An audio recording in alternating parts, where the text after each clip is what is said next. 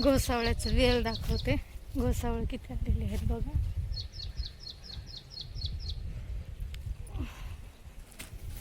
अरे बापरे.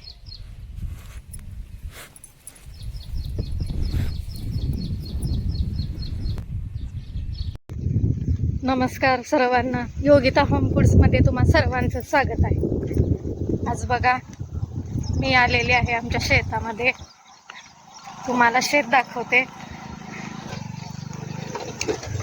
आज 15 ऑगस्टमुळे मिस्टरांना पण मुलांना पण सुट्टी आहे. त्यामुळे बघा आज एक चक्कर टाका म्हणून शेतामध्ये आलेली आहे.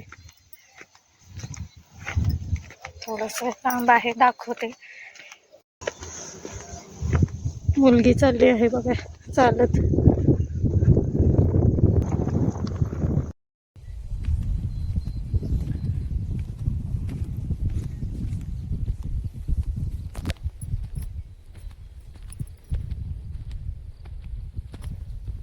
मस्त छान वाटतंय ना. आजचं वातावरण बघा, पाऊस पण नाही, ऊन पण नाही, छान असं ढगाळ वातावरण आहे.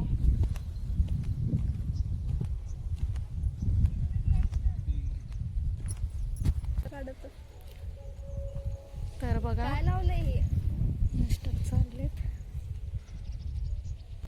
आणि हे बघा आमचं शेत आहे. सोयाबीन लावलेलं आहे.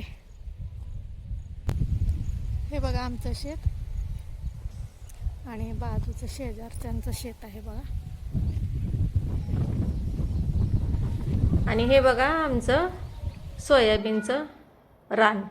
सोयाबीन लावलेले आहे शेतामध्ये आणि त्याला फुलं पण लागलेली आहेत. हे सगळं माझे मोठे दीर बघतात शेत. आम्ही जास्त इकडे येत नाही. वर्षातून 1-2 वर्षातून एखादी चक्कर टाकते. 15 ऑगस्ट असल्यामुळे सुट्टी होती त्यामुळे मी आलेले होते इथं. इथे बघा घोसावळ्याचं वेल आहे. आणि हे आमच्या शेताला लागून शेजारचं शेत आहे. ओळखीचे आहेत. त्यांच्या शेतामध्ये बघा घोसावळे लावलेले आहेत. पपईची बाग पण आहे. आणि त्यांच्या शेतामध्ये भेंडी, भोपळा, टोमॅटो सर्व लावलेलं आहे. आणले जाताना घेऊन जावा. मी काय कधी जास्त येत नाही त्यामुळे त्यांचा माझा जास्त संपर्क नसतो. मिस्टरांना सर्व घरच्यांना ओळखतात. सोयाबीनच्या पट्ट्यामध्ये बघा मुगाचे 2 पट्टे लावलेले आहेत आणि मुगाचे शेंगा पण लागलेले आहेत. आणि मुगाच्या शेंगा जास्त काय अजून निब्बर झालेल्या नाहीत, अजून कवळ्या आहेत. आणि आता बाजूच्या शेतामध्ये बघा भोपळा काढायला आलेले होते. आणि मला जायला पण उशीर झाला होता शेतामध्ये. घरातून 1 वाजता निघालो, तिथं जायला 2 वाजले. आणि 2 वाजले आणि 1 तासच बसलो. 3 वाजता निघालो पण आम्ही. मग तिथले थोडेसे 2-3 दालच्या राईस करायला भोपळा पण घेतला बघा. तर बघा माझ्या भाषेवरती जाऊ नका.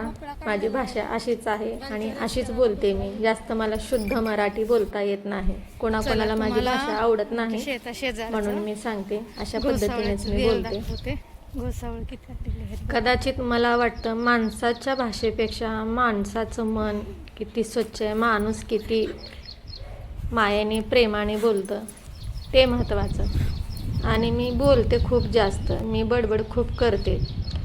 पण इथे व्हिडिओमध्ये नेमकं काय बोलायचं ते मला कळत नव्हतं. आणि यांच्या शेतामध्ये भेंडी पण लावलेली आहे. मला म्हणले घेऊन जावा भेंडी. तरी ते बघा आता आपण घोसावळे काढायला घेऊया. आणि घोसावळ्याची भजी खायला खरंच खूप छान लागते. तुम्हाला घोसावळ्याची भजी बनवून मी नक्की दाखवेन. आपल्या चॅनलवरती हा व्हिडिओ मी पोस्ट करेन लवकरच.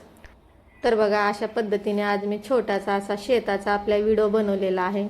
शेत कसं वाटलं, पीक कसं आले कमेंट करून नक्की सांगा.